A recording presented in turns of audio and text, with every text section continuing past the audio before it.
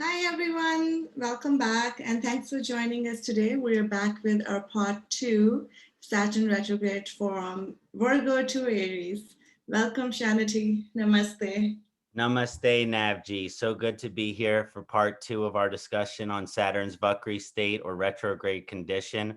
I hope everyone enjoyed our first elaboration from Pisces to Libra. And in the honor of the retrogression, we're going to be going from Virgo down through Aries today. We're going through all of the Lugnesh retrograde. Thank you. Thank you so much for joining us today, Kṣaṇāti. Wonderful. So let's just start with a quick chant to Shani Deva, and then we'll get started.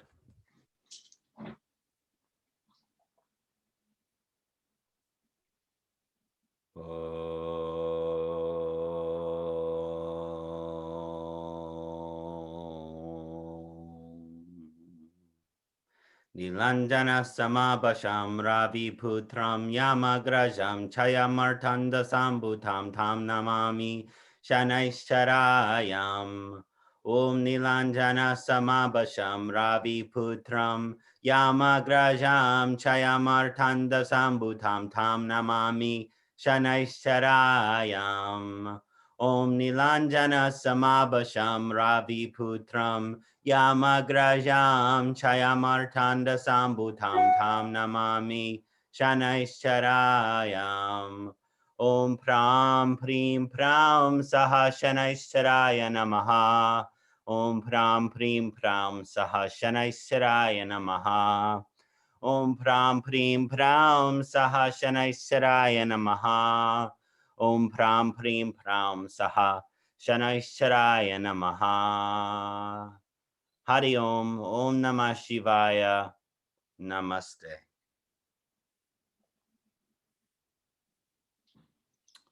Welcome everyone. Excited for our part two, Saturn Vakri state retrogression, which actually started today, Monday, May 24th, or yesterday in the afternoon, but it's really running full circle now. Saturn's picked up some speed in its retrogression. And so we're really excited to discuss the second part on Virgo through Aries. So let's start with Virgo.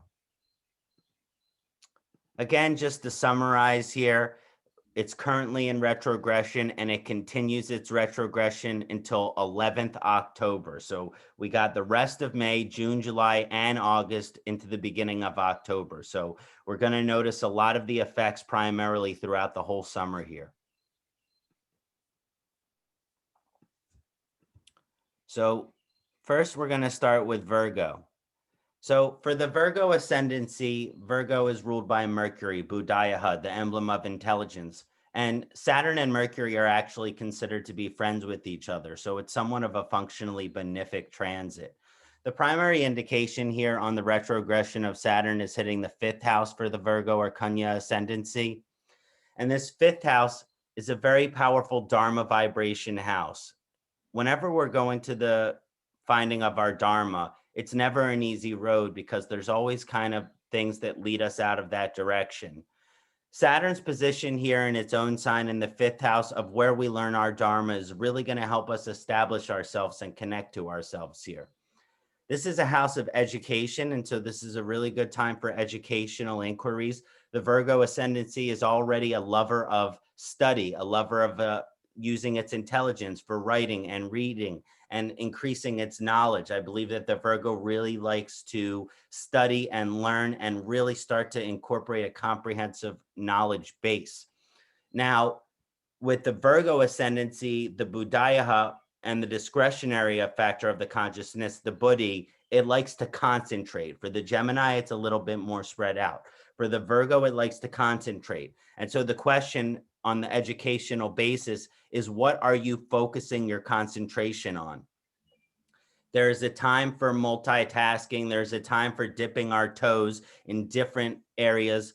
But for this transit, we really want to focus our attention on one specific thing. So the question is, what area of life for the Virgo ascendancy do you really want to focus your learning on? And this usually comes from an area of life that actually helps increase your virtue. So it's not just learning for the sake of learning, but we're looking for an upachaya energy as a Virgo to see, okay, well, how can we become a better person? And the fifth house is also a house of an inherited past lifetime karmas. And so Shanaishcharya, who really is the bearer of karmic debt, depositing itself in the fifth house of retrogression, it really is encouraging us to understand, okay, well, what is our karmic debt and how can we work on them? The Vakri state or condition of Saturn actually increases its bola, increases its planetary strength, because when a planet is in retrogression, it really appears closer to the Earth and kind of has a stronger impact on us. So we really want to understand, okay, well, what are some of these areas that I can work on? What is some of the karmic debt that I've maybe inherited from my family and inherited from my children? And what is my karmic debt with my children is a big question here if we have children, because this is the fifth house of offspring. So we may, if we're parents, fathers, mothers, we may start to notice certain challenges in the growth of our children. And what can we do in our role as parents to help facilitate and honor that growth for our children and really start to help them in whichever way is possible? So, you know, we all have challenges in our growth cycle. Children tend to have a more concentrated challenges in their growth cycle because they're growing quicker. Saturn Shanaishcharaya's effect is saying, well, okay, they're kind of getting over a hump in the certain level of their growth if you're a Virgo ascendant parent. And how can we help them through that process? This is also a house of creativity. And Saturn not necessarily being the most creative planet per se, but its influence and its position here is kind of helping us to understand, well, what are creative outlets? And Saturn can have to do with sorrow and difficult emotions. And so this is saying that there's a remedial aspect here when we use creative outlets to help with our emotional natures. So if we're struggling emotionally, we're sad, we're depressed, we're frustrated, we can really focus on the retrogression position in the fifth house here to understand, I need to do art to help with this. I need to do music to help with this. And this is also the house of bhakti. So what are some of the bhakti or spiritual outlets? Can we develop a chanting practice? Can we go into kirtans?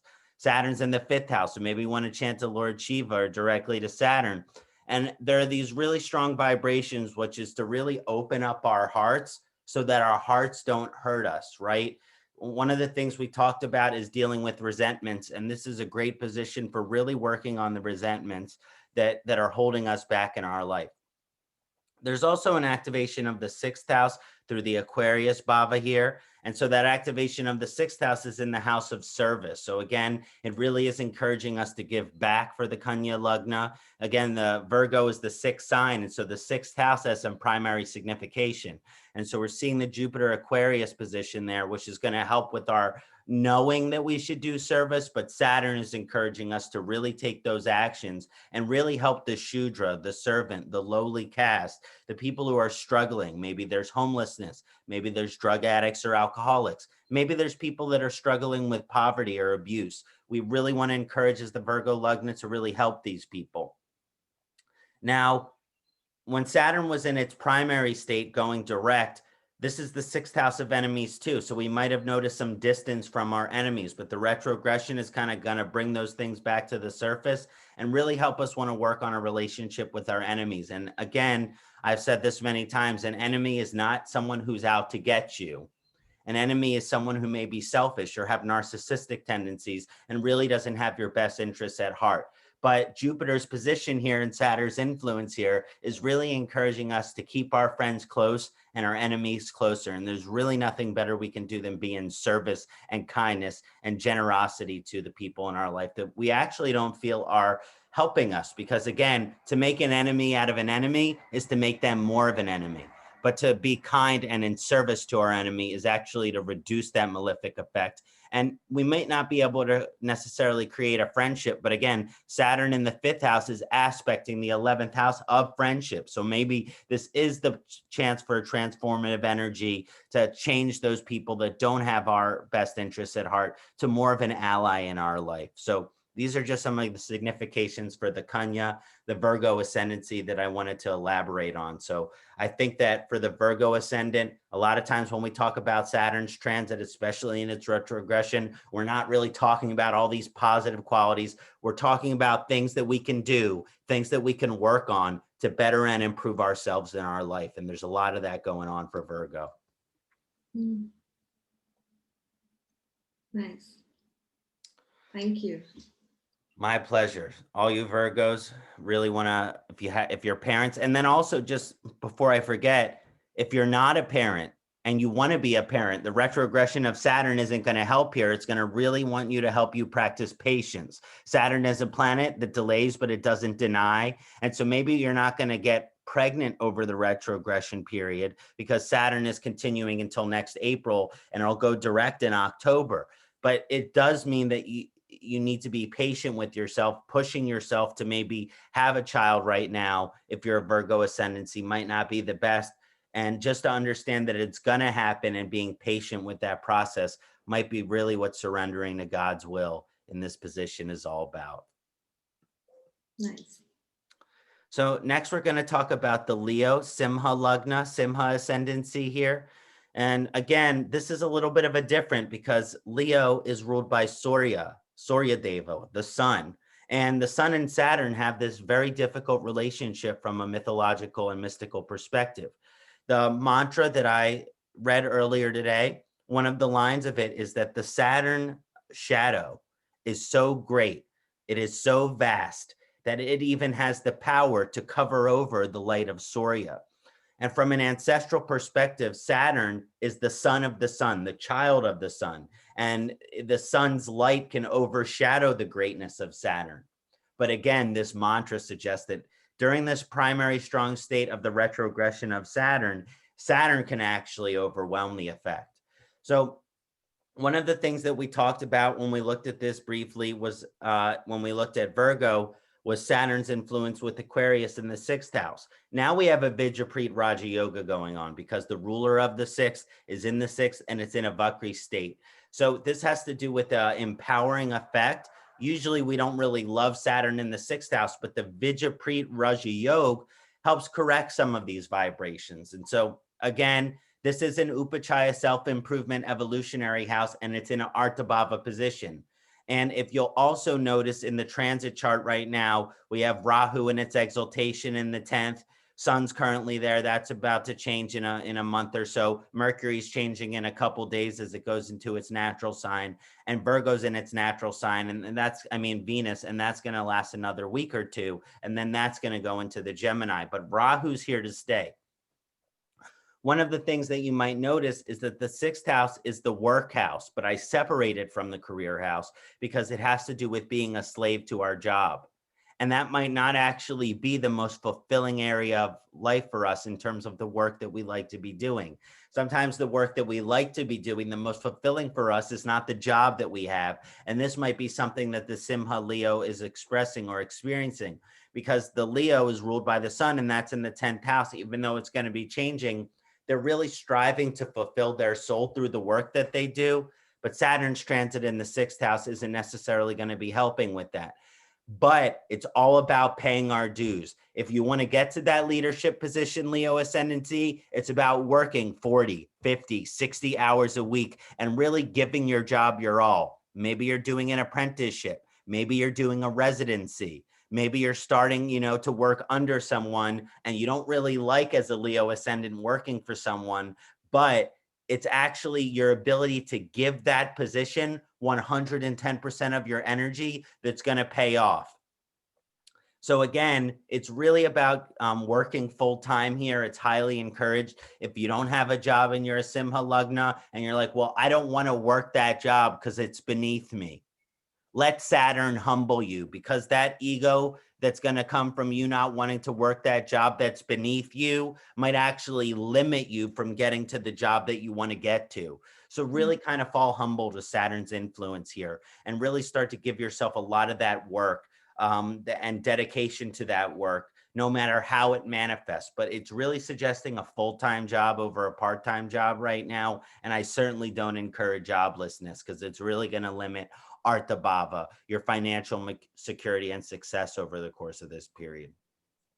The Upachaya is also really self-improvement evolutionary here. Look at yourself in the mirror. Work on your flaws. Work on your weaknesses. It's highly encouraged by the 6th house position.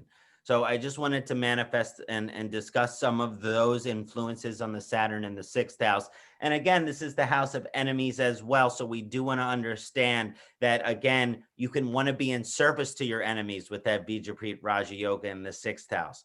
So it's not necessarily friending them, but really wanting and the Capricorn influence might show that they're in your job. They're your coworkers. You really want to start to manifest a more kind and generous relationship. Maybe it's these people that have position over you.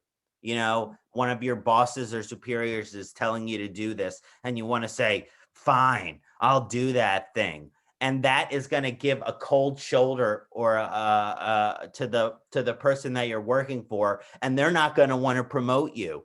So even if you do feel kind of like frustrated with your coworkers during this time, be kind to them. If they ask you to do something, be like, sure, no problem. It might sound a little unreal, but there's a strong energy here. Fake it till you make it if you want the results. Fake it till you make it, really being helpful for the Leo ascendancy here when it comes to being kind to people who have authority over you.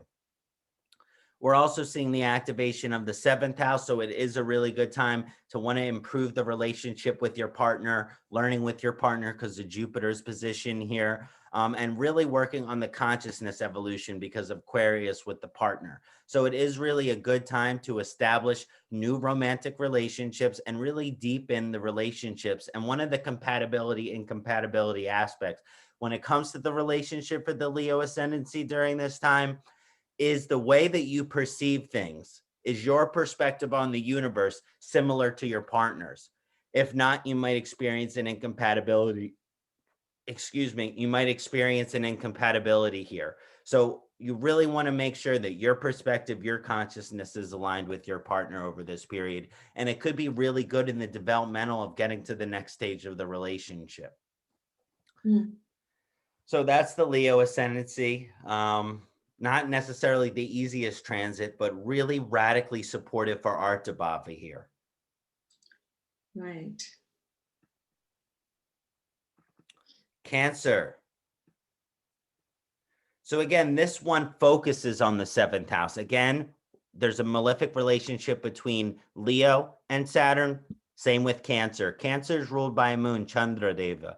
And the moon and Saturn don't have the best relationship, although it's a very powerful relationship because it has to do with discipline and our devotion.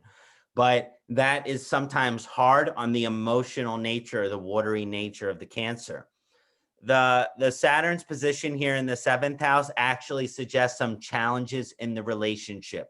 Usually the Vakri state or condition is like, well, for the Cancer ascendancy, if you're in a romantic relationship, I'm growing in a certain direction. Like I'm working on this and, I'm trying not to curse. I'm trying not to eat unhealthy. I'm really trying to work on these things.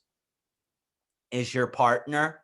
And the retrogression of Saturn might suggest, well, I'm working on these things, but my partner is not. And so when I'm trying to eat this healthy vegetarian meal and they're eating a deep fried chicken with cornbread, mashed potatoes, and macaroni and cheese, I want to eat that mac and cheese. I want to eat that fried chicken, but I'm here trying to eat my chana masala. So there really is this vibration where it's like, okay, is my partner supporting me? Are they disciplined in the ways that I'm trying to be disciplined on? And here's the thing. You might not think that, hey, it's an incompatibility aspect that they're not on the same level as me.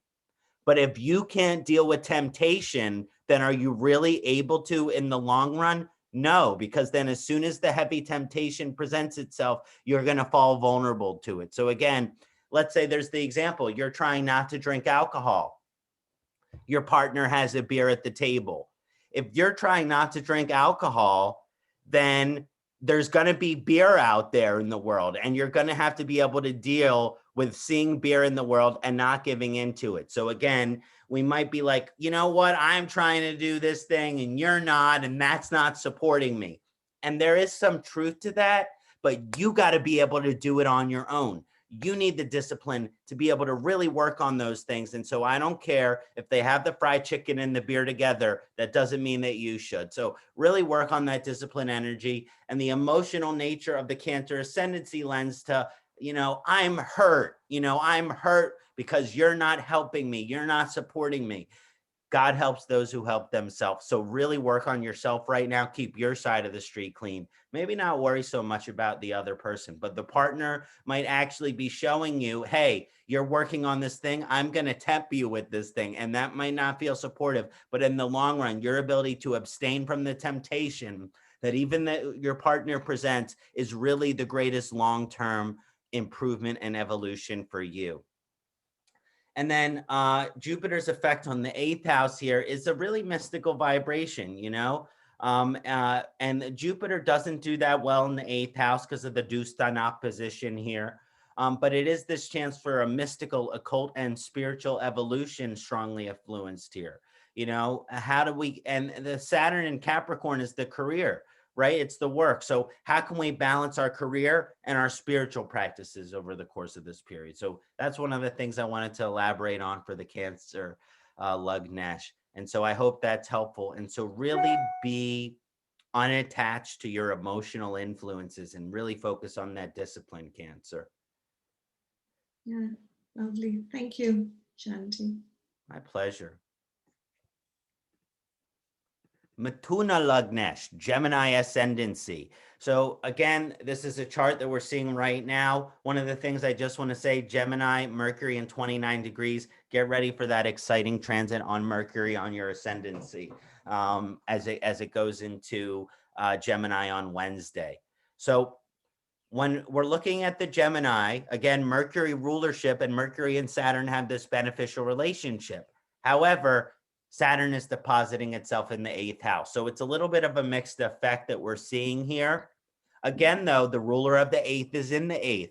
So just like we saw for the Leo, now we're seeing it for the Gemini, which is a Vijaprit Raja Yoga. And this Vijaprit Yoga is activating itself at the 8th house. The ruler of the 8th is in the 8th. Now, usually this is 8th house Saturn is actually not really good for the physical health, because in Jyotish, in medical astrology, from an Ayurvedic perspective, the 6th house is the first 3 stages of disease, and the 8th house is the last 3 stages of disease. Sthana, Shram, Shray, Vyakti, and Beta. And that means the dosha is aggravated to a certain point where it's now depositing itself in the dhatu, in the physical tissue, Sthana, Shram, Shray, Vyakti, causing a negative effecting on that tissue, and possibly Beta stage, which is having a permanent lasting damage on the tissue. And so the tissues can be our blood, it can be our bones, it can be our muscles, it can be our mind with the Majadhatu. And so we really want to facilitate focusing on our health here for the Gemini Lugna. Saturn is a Vata planet, so be careful of the Vata dosha's influence on your health. The number one thing to pacify the Vata that I think often gets missed is getting a good night's sleep. Nothing can be as valued as getting a good night's sleep. And so a little Jatamansi cooked with a half teaspoon in milk or milk substitute an hour before bed. Jatamansi is fat soluble, so remember to cook it in milk. This is going to be very beneficial for getting a good night's rest and pacifying the Vata dosha of the mind. You really want to help on the Majadhatu here. And so there's a lot of Maja herbs like, you know, Jatamansi and Ashwagandha and Bacopa version of Brahmi. Be very beneficial here on the 8th house Saturn. So really working, the thing about Gemini is the mind goes and goes and goes. And Saturn's influence on the 8th house is saying, well, if you go, go, go, and go, you're going to get burnt out. You're going to get, as Dr. Laud would say, roasted, toasted. And you really don't want to get roasted, toasted here because it's going to have some long-term aging effects on you. Saturn in the 8th house actually gives a long life, but it gives a long life with disease, and it can still reduce the longevity, even though it's a position for long life. So it's a make or break period for ensuring your longevity over the course of this period, Mithuna Lugna. So how can I make some disciplinary lifestyle choices to be able to slow down, to be able to smell the flowers? So it really is encouraging you, the Shanai, the slow moving effect of Saturn, to incorporate it into your life to have the greatest beneficial effect. And then the 8th house is disease, but the ruler of the eighth house conquers disease. So if you have been struggling with the disease over the course of this period, over the course of Saturn's influence of Capricorn, now is the time to really want to work on, well, how can I conquer that disease? Again, I don't want to make this political, but are you not vaccinated? If you're not open to vaccination, I'm not telling you to get a vaccination. That's not my opinion. We need freedom in life. But if you're open to an vaccination, you're wondering, should I get it? Should I not get it? This transit says get it. So it really is encouraging you. If you're open-minded to it, now's the time, right? Because, we're really starting to get to that point. I just went to a baseball game 2 days ago where there were 15,000 people all together not wearing masks. Wow, was that awesome. That's Wow, really awesome. Yeah. So, and again, not a political opinion, but man, was that a lot of freedom. So the next point here is that the Saturn in the eighth house, this is also a mystical, occult, mystical house. And we're also seeing Saturn's activation on the ninth house of religion and the guru. So this influence is saying, okay, well, let's take our spiritual evolution to the next level, our mystical evolution. And how can we use a religious paradigm? In Hinduism, we have the yamas, niyamas, bhakti yoga path, karma yoga path, asana yoga path. How can we take these different paths to further facilitate our mystical or spiritual evolution? There's no better time to really start to integrate the teachings of our gurus, because the guru planet in the guru house, activation by Kumbha Saturn. So how can we actually show discipline to our guru? How can we listen to our guru's teachings? And we'll see that too when we look at the Taurus ascendancy, but it's also very much encouraged here to really facilitate a spiritual and mystical evolution between this eighth house and the ruler of the ninth depositing itself in the eighth house. Not necessarily the dogma or the religious laws, but the mystical practice of it, which in Hinduism we call the bhakti. So really start to relate to that bhakti over the course of this period for the Gemini ascendancy. Hope you're excited, Gemini. Functionally benefic transit and the Vijaprit Raja Yoga. Mercury's moving on Wednesday to Gemini? Yeah. Yeah, right in time for the eclipse, right? Yeah, it's going to be a big eclipse. It is. Lunar, and there's solar eclipse on the 10th and lunar's on Wednesday. Yeah, there's not going to be another full lunar eclipse of this magnitude for almost 3 years after this. Oh, wow. So really good time for the spiritual practices. Yeah. And just what I was taught by Dr. Vasant Lad, it's tempting to stare at it, not good for the karma. So really kind of just keep yourself inside, work on the introverted spiritual practices, maybe do Surya mantra, Chandra mantra, to help facilitate remedial process, but don't put on some binoculars and stare at it despite the temptation there. Right. And yeah. It's visible in North America, right? I think it's visible here. Yeah, I mean, this full lunar eclipse, it's definitely going to be more visible than a lot of the eclipses that we've been experiencing. So now we're looking at a Taurus ascendancy. And as you can see, the exaltation of Rahu falling itself here for the significant future, well into next year. But the primary activation here is on the ninth bhava, the ninth house. The ruler of the ninth is in the ninth. I know that I've mentioned for a lot of people a more mystical path, non-dogmatic, non-religious.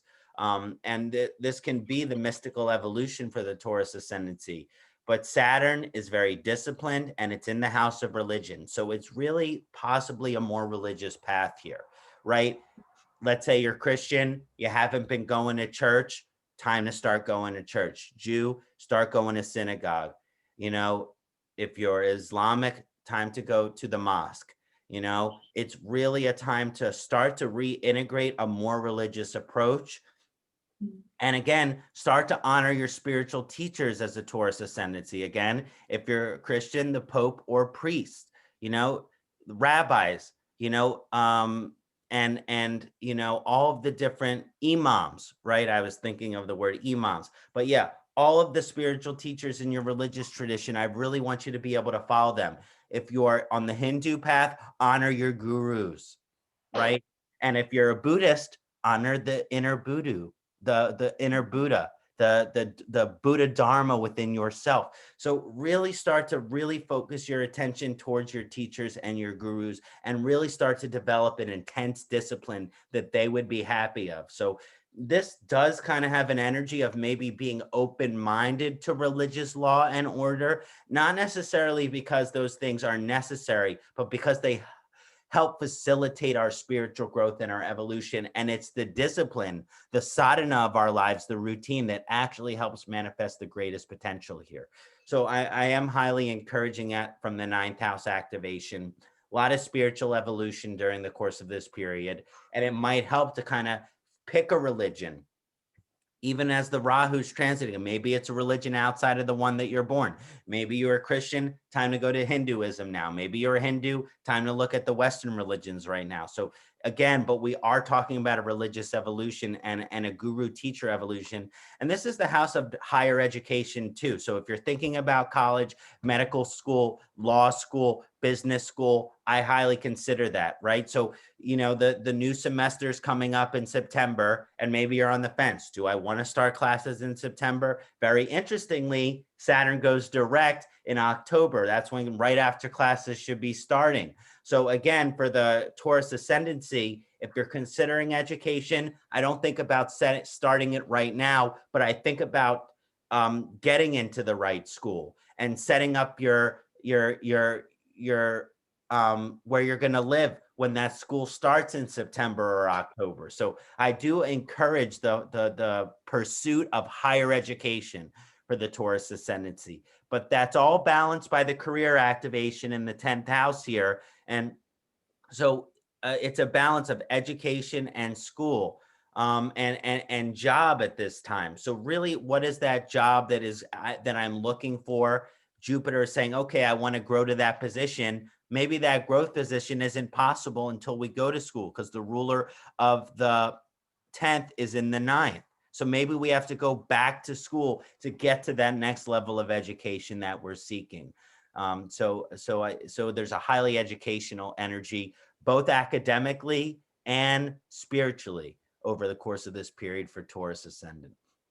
Oh, it's lovely. Last but not least, and this is the first time we've ended with Aries, and I think there's nothing more appropriate than to do that during a Vakri transit discussion, because we've been going through them retrograde, because we started with Pisces. So I just think that's right. Very appropriate. So Aries ascendancy ruled by Mars, and the malefic relationship between Mars and Saturn is a strong one, right? Saturn is debilitated in Aries. So this is a functionally malefic transit. We're not loving this here. And the debilitation effect for the Aries ascendant, it's significant, right? So because you can think of Mars being this action-oriented energy planet and Saturn Shanai. So with the Aries ascendancy, I call Saturn's effect the hamster in the wheel scenario, which means I'm going like a hamster running in a wheel, because I see that piece of cheese, but I'm not getting any closer to it. And then the hamster passes out on the side of the wheel, exhausted and cheeseless.